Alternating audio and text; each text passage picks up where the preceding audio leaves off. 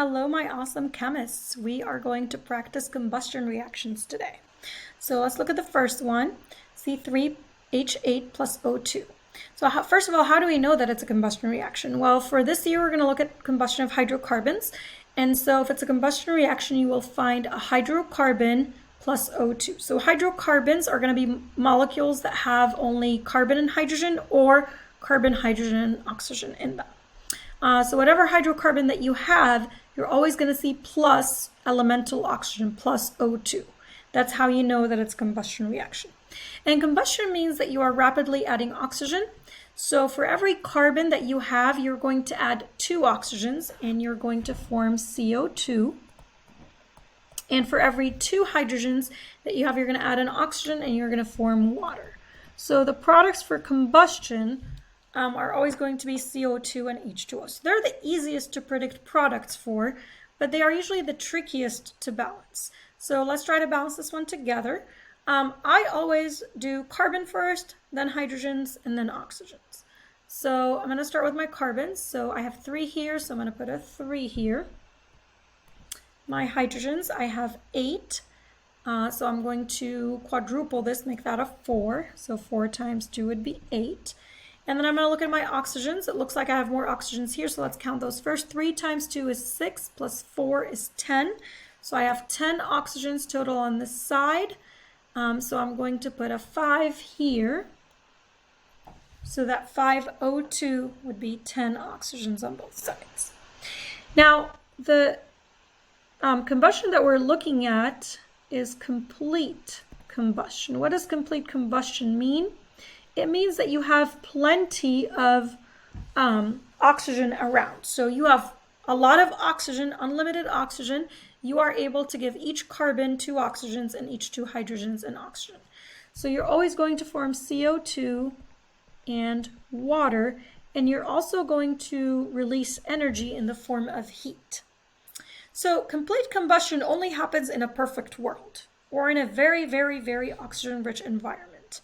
Now, in reality, that does not really happen. Any combustion reaction is somewhat incomplete. So when you have incomplete combustion, that means that you have limited oxygen around, or that your oxygen can't get to your reaction fast enough. And so sometimes when you have incomplete combustion, which is pretty much always, you will get your CO2 and your H2O and your heat, just like with complete combustion. But you're also going to get some byproducts. And so these byproducts are carbon monoxide, carbon, which is soot, and then also light. So what happens is if you have a limited amount of oxygen or the oxygen can't get to your reaction fast enough, sometimes you can't have enough oxygen to give each carbon 2 oxygens. So sometimes you can only give each carbon an oxygen to form carbon monoxide. And sometimes you can't even give it any oxygen, so you form soot, which is just the black stuff, the carbon. And you also get some energy lost in the form of light. So the brighter your flame, the more yellow or orange it is, the more incomplete it is. The darker the flame is, that's the more complete, because all your energy is going into heat. And so when you have incomplete combustion, you get all of these together. So if you think about any combustion reactions at home, like if you have a gas stove or if you have a gas furnace, you have to install a carbon monoxide detector because you will always get some small levels of carbon monoxide. If that level is high enough, then that's toxic.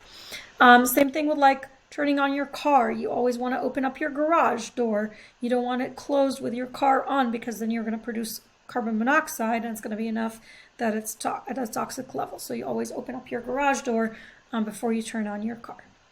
So for the purposes of this year, when I give you a combustion reaction like this, you assume it's complete and you do CO2 and H2O and balance it. You just need to know that incomplete combustion does occur and that these are the 3 byproducts: carbon monoxide, carbon, which is soot, and then light. Okay, let's try practicing some more of these reactions. So C4H10 plus O2. So you're going to say, oh, this is a combustion reaction. I have a hydrocarbon and oxygen. So my products are CO2 and H2O. I'd like you to pause the video, try to balance it yourself, and then hit play again to check your answer. So hopefully you've tried it. So I'm going to start with my carbons. So I have 4 carbons in the reactant, so I'm going to make this a 4. My hydrogens, I have 10 hydrogens in the reactant, so I'm going to make this a 5. And then I look at my oxygens. So here I have 4 times 2, which is 8. And then here I have 5. So 8 plus 5 is equal to 13. Now let's look at the reactant side. I only have oxygen in the form of O2 here. So no matter what number I put here, it's always going to be an even number because it's O2. And here I have an odd number. So when that happens, when you have a side that's odd and a side that's even, what you want to do is double everything except for your O2. So meaning we've already balanced the carbons and hydrogens. So this and this and this are kind of balanced in relationship to each other. Double all of them. So I'm going to go ahead and use a different color here. So I'm going to make this a 2, which means that this number will double to make it an 8. And this number will double. Now it's going to be 10. So let's just double check our carbons, 8 and 8, hydrogens 20 and 20. Now let's look again at our oxygens. So now 8 times 2 is 16 here, and 10, so total is 26 on this side. So now when I go to this side, I make this 13. That way I have 26 oxygens on both sides.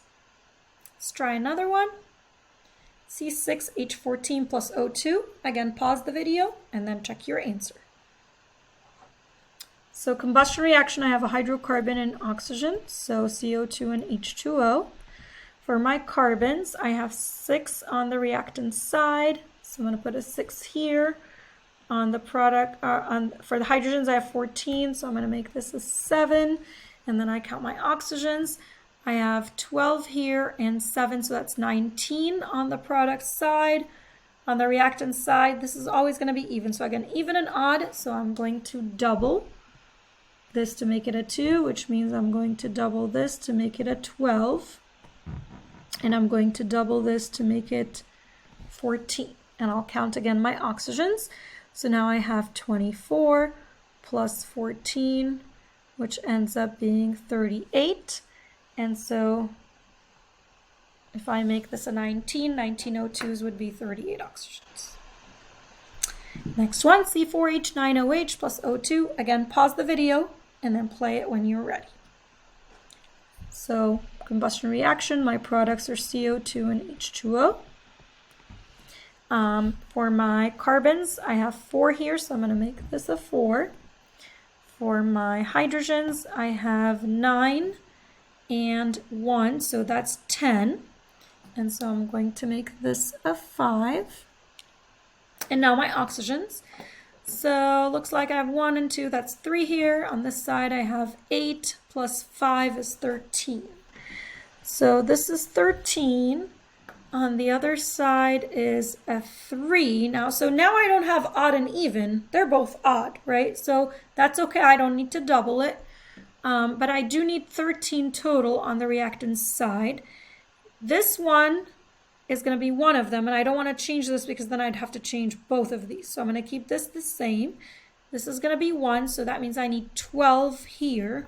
So if I make this 6, then that would be a total of 13 oxygens on this side to match the product side. Okay, last one that we have here. Go ahead and pause the video, try it, and then play the video again. So combustion reaction, CO2 and H2O. For my carbons, I need 5 here. For my hydrogens, I have 11 and 1, so that's 12. So I need this to be a 6. And for my oxygens, I have 3 on this side. Here I have 10 and 6. So that's 16. So now I'm back to my odd and even problem because this is even, but then this one is odd. So when it's odd and even, double everything except for your O2. So I'm going to go ahead and I'm going to double this one, which means I need to double this one and I need to double this one. Let's just double check our carbons and hydrogens. So 10 carbons, 12 times 2, 24 hydrogens. On this side, 24 hydrogens, so I'm good. So now let's look at our oxygens again. So 10 times 2, it's just 20, and then 12, so 32 on the product side. On the reactant side, remember I want to keep this the same because I don't want to change my, the other two. So I have 2 oxygens right here. So that means I need 30 more. So I need this to be 30 oxygens. So if I make this 15, then I'd have 32 oxygens total on both sides. Okay, so go to your worksheet and practice that. And as always, let me know if you have any questions. Bye.